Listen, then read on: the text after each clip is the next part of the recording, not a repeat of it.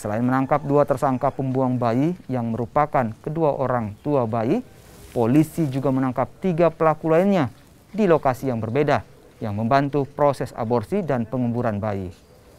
Dari hasil penyelidikan polisi, bayi yang diaborsi baru berumur 7 bulan. Selain itu, polisi juga menyita barang bukti 3 buah handphone milik para pelaku, 1 buah gunting kecil, 1 tas yang digunakan pelaku membawa bayi ke lokasi penguburan, serta pakaian milik ibu bayi.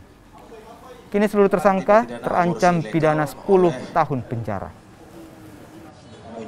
Hari Selasa tanggal 5 itu kemarin meminum obat sehingga janin tersebut berhasil keluar dalam kondisi meninggal.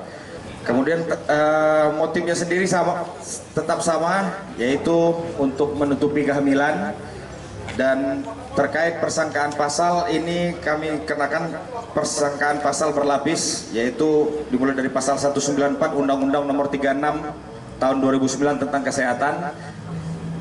Pelaksanaan aborsi tidak sesuai ketentuan, ancamannya 10 tahun penjara dan juga denda 1 miliar rupiah.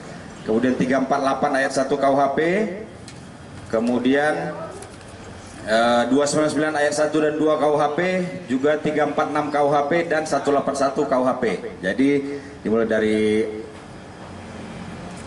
orang tuanya, yang membantu melakukan, yang menyuruh melakukan, serta yang menguburkan, itu dikenakan pasal berlapis terkait masalah aborsi ilegal ini.